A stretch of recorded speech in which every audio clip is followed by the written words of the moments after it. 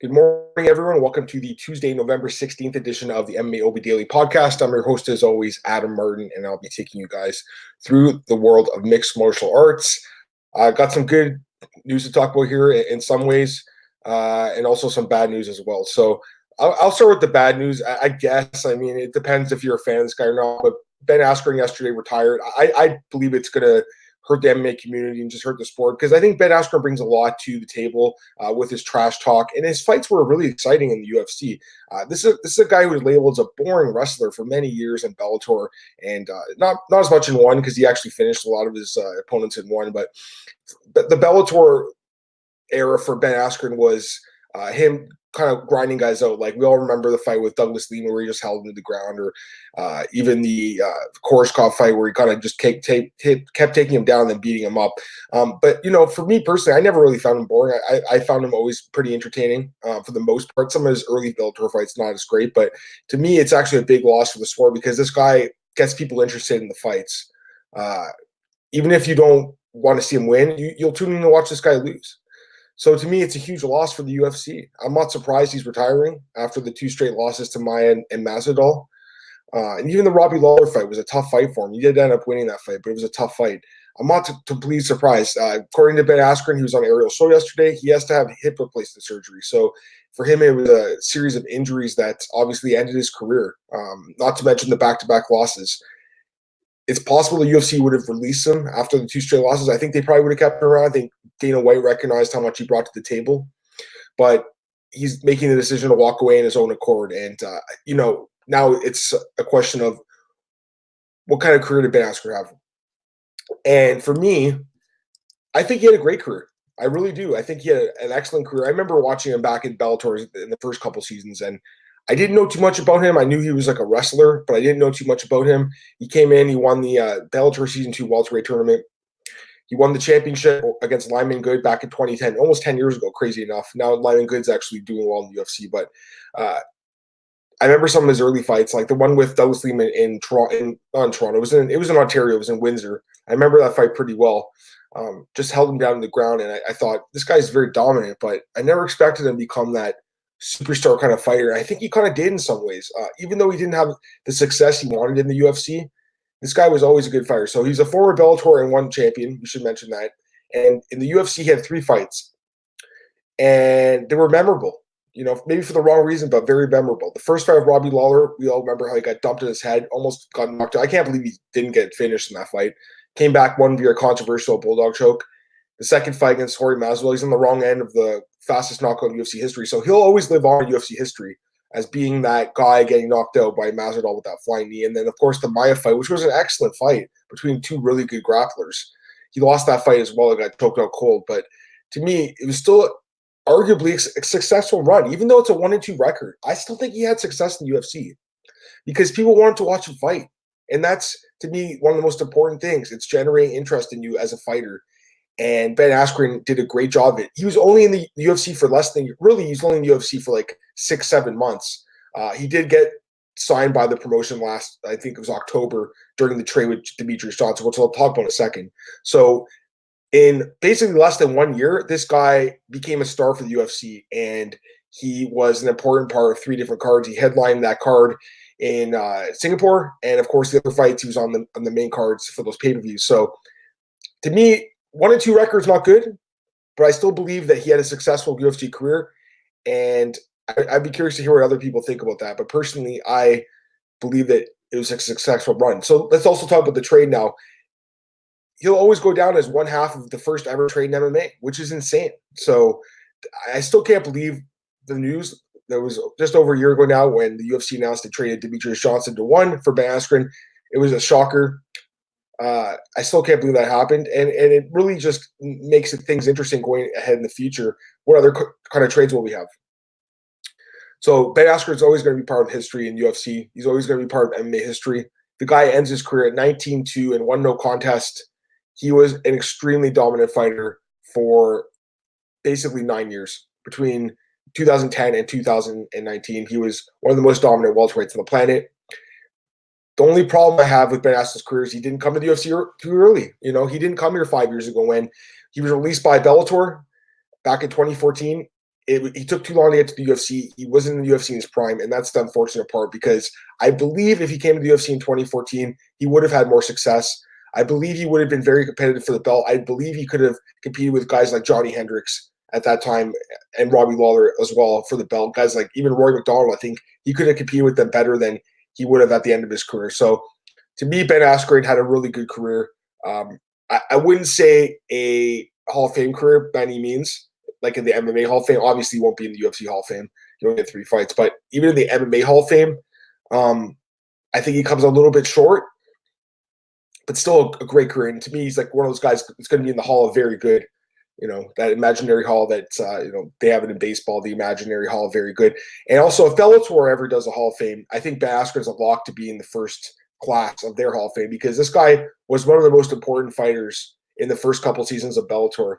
And during the Bjorn Rebney era, he was one of the most important fighters. So, love him or hate him, Ben Askren had a pretty good career, guys. And, it's a shame he's gone, but he made the right call. The injuries honestly took his career, and it's unfortunate, but it's a tough sport. And this is a guy who's been wrestling his whole life. So, the hip replacement surgery is going to be much needed. And I'm actually looking forward to seeing what Ben does as a coach. I think he's going to do really well as a coach.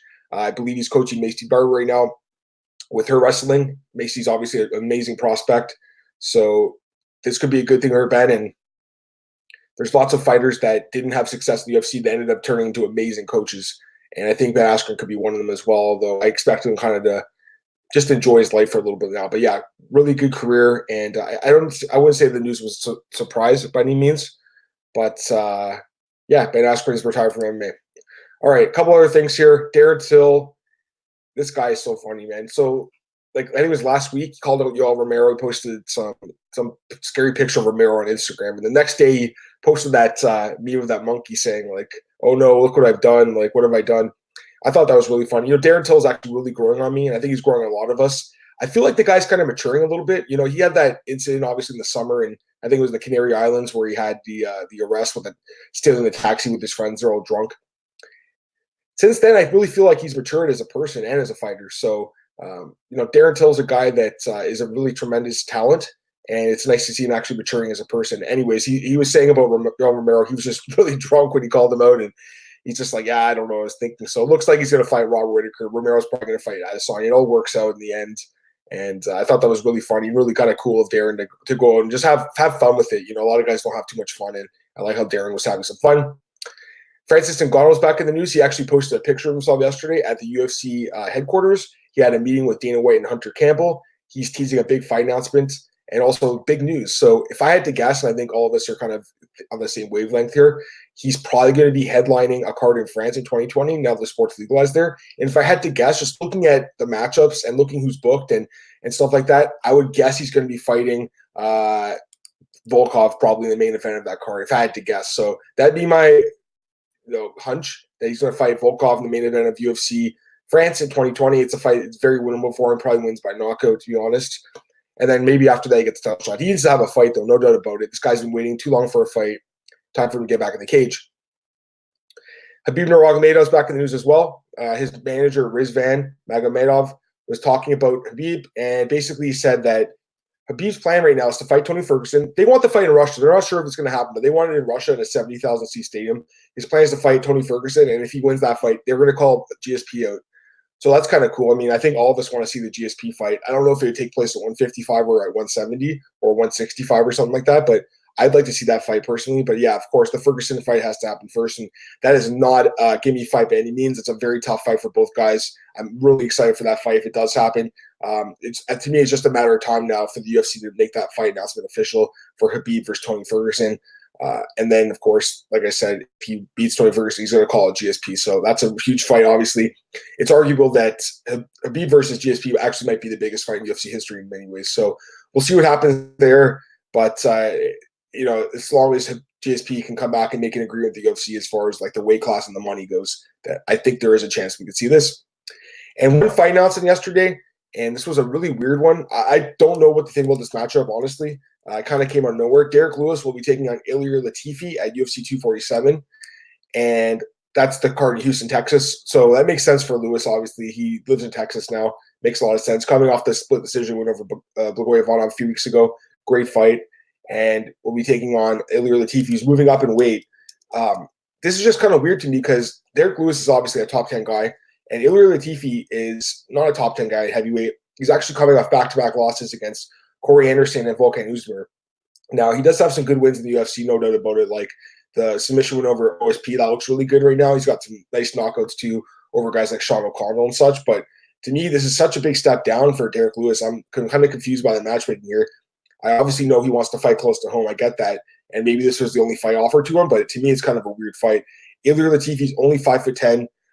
He is a strong dude. Obviously, he's built like a brick shithouse, but I think Derrick Lewis has this one, guys. I do like the new Derrick Lewis, the new slimmed down version of him, and I do think he probably wins this fight. I'm just a little confused by the matchmaking. Like Derrick Lewis, like I get that a lot of the guys in the top 10 are either booked or he's fought them before, but still, I mean, there has to have been another fight there that would have made a little bit more sense, right? Instead of a guy making his debut, like even if you go out of the top 15 and go to the top 10, go to like Sakai or Pavlovich, those make a little bit more sense, I think, than a guy moving up in weights. Or even Curtis Blades, I think, would have made a little bit more sense. But I guess he's fighting JDS now, so that fight's gone. And Ngannou obviously is booked, or should be booked soon. And yeah, so there wasn't too many options.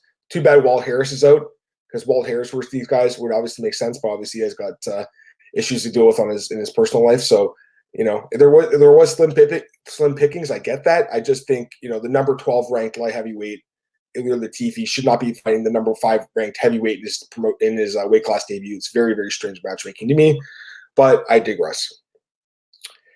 And I think that's it for today's podcast, guys. Once again, thanks for tuning into the show.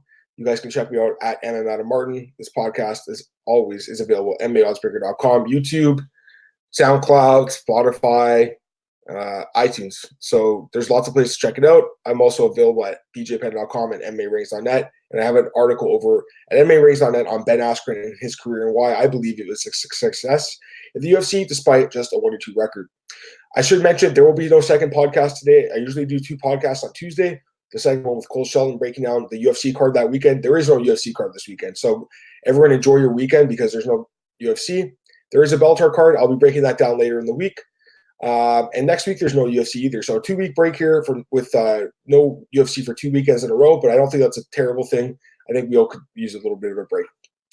All right, guys, thanks again for tuning into the podcast. I'll be back tomorrow for the Wednesday edition of the podcast. Have a good one. Bye.